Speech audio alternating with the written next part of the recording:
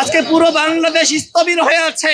আজকে বাংলাদেশের প্রত্যেকটা ঘরে ঘরে শোক। তিনি একজনই ছিলেন।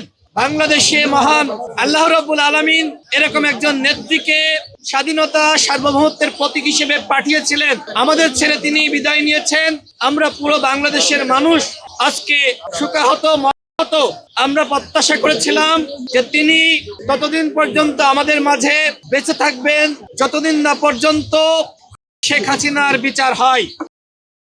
শেখ হাসিনা দিল্লিতে পালিয়েছে, দেখেন, তার জন্য কিন্তু বাংলাদেশে কাদার মানুষ নাই। আজকে বেগম খালেদা জিয়া তিনি বিদায় নিয়েছেন, সারা বাংলাদেশের মানুষ আজকে তার জন্য কাঁদছে। আজকে পুরো বাংলাদেশ স্থবির হয়ে আছে। আজকে বাংলাদেশের প্রত্যেকটা ঘরে ঘরে শোক।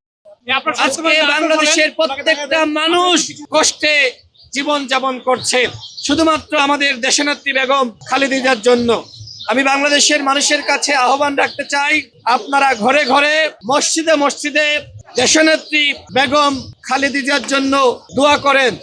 তিনি গণতান্ত্রিক আন্দোলনের প্রতীক ছিলেন, তিনি ফ্যাসিবাদ বিরোধী লড়াইয়ের প্রতীক ছিলেন, তিনি আধিপত্যবাদের বিরুদ্ধে আমাদের লড়াই শিখিয়েছেন, তিনি স্বাধীনতা সার্বভৌমত্বের পক্ষে আমাদের শিখিয়েছেন। তিনি একজন গৃহিণী থেকে যেভাবে আন্তর্জাতিক মানের একজন নেতায় পরিণত হয়েছিলেন, বিশ্বে এটি বিরল। আমরা এরকম নেত্রীকে পেয়ে গর্বিত। আপনারা জানেন যে আমি কয়েকদিন আগে বিএনপিতে যোগদান করেছি এবং আমি অত্যন্ত ব্যথিত যে পরবর্তীতে তার শরণাপন্ন আর হতে পারি নাই।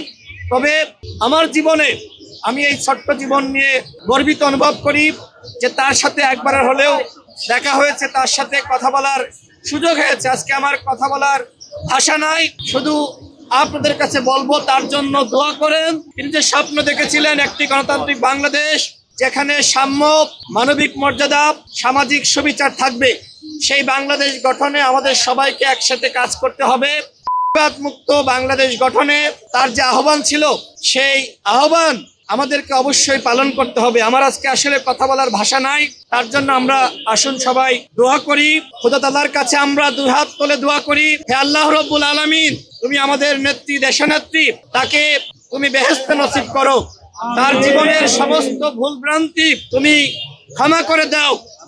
আমরা তোমার কাছে দোয়া করি, খালেদা জিয়া আমাদেরকে যে শিক্ষা দিয়েছেন সেই শিক্ষা আমরা যাতে গ্রহণ করে গণতান্ত্রিক আন্দোলন, গণতান্ত্রিক বাংলাদেশ, নতুন বাংলাদেশ গঠনে আমরা কাজ করতে পারি। প্রিয় সাংবাদিক ভাইরা, আপনাদের মাধ্যমে দেশের সকল মানুষকে তার জন্য দুই হাত তুলে দোয়া করার আহ্বান জানাচ্ছি। তিনি একজন দেশপ্রেমিক ছিলেন, একজন সৎ নেত্রী ছিলেন। তার বিরুদ্ধে মিথ্যা অভিযোগ দিয়ে তাকে নির্যাতন করা হয়েছে। আমাদের প্রিয় নেত্রী বিদায় নিয়েছেন। তিনি যেভাবে অসুস্থ ছিলেন, দীর্ঘ সময় তিনি বিছানায় ছিলেন, তিনি আজকে আমাদের ছেড়ে বিদায় নিয়েছেন। এর দায় ওই শেখ হাসিনা কোনোভাবে এড়াতে পারে না।